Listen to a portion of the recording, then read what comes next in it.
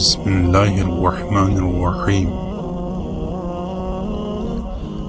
اسلام کے پہلے غزوہ یعنی غزوہ ابواء کے بارے میں بات کریں گے، تو اس کے متعلق مکمل جاننے کے لیے ویڈیو کو اینڈ تک ضرور دیکھیں۔ معزز سامعین کرام، غزوہ ابواء حق و باطل کے درمیان ہونے والا پہلا غزوہ تھا، جو کہ غزوہ ودان کے نام سے بھی جانا جاتا ہے۔ سب سے پہلے غزوہ یہ ہجری کے پہلے سال کے آخر میں یا دوسرے سال کے اول میں واقع ہوا۔ ودان مکہ سے تقریباً 80 میل کے فاصلے پر ہے، اور ابواء وہاں ایک مقام ہے۔ یہ وہی مقام ہے جہاں حضرت محمد صلی اللہ علیہ وآلہ وسلم کی والدہ حضرت بی بی آمنہ کی وفات ہوئی، اور وہیں ان کی قبر مبارک موجود ہے۔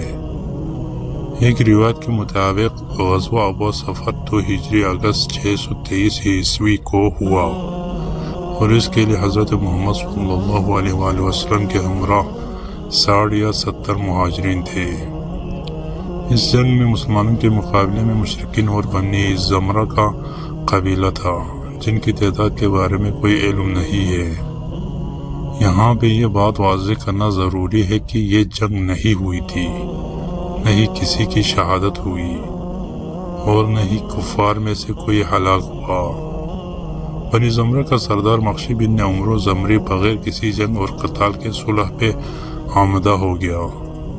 حضرت محمد صلی اللہ علیہ وآلہ وسلم نے اس مقام پر 15 روز قیام کیا، جبکہ دوران قائم مقام مدینہ حضرت سعد بن عبادہ انصاری رضی اللہ تعالیٰ عنہ تھے۔ اس جنگ میں علم حضرت حمزہ رضی اللہ تعالیٰ عنہ کے ہاتھ میں تھا۔ اس غزوہ میں آپ صلی اللہ علیہ وآلہ وسلم کا جانا بے مقصد نہیں تھا، بلکہ اہل مکہ پہ داغ اور بنی زمرہ سے اپنی شرطیں منظور کرانا تھا، جو کہ آپ صلی اللہ علیہ وآلہ وسلم نے بآسانی کر لیا۔ اس سفر سے واپسی 20 صفر 2 ہجری کو ہوئی۔ مسلمانوں کے لیے یہ صلح جنگ سے زیادہ بہتر ثابت ہوئی، کیونکہ بنی زمرہ کا قبیلہ شاہراہ شام پر آباد تھے، جو کہ مکہ والوں کی تجارت کے لیے بہت ہی اہم تھا، اور بنی زمرہ سے دوستی کے بعد اس پر مسلمانوں کا قبضہ ہو گیا۔ ایک طریقے سے مسلمانوں کی بہت بڑی فتح ہوئی اور بڑے خطرے کا سبب ہو گیا۔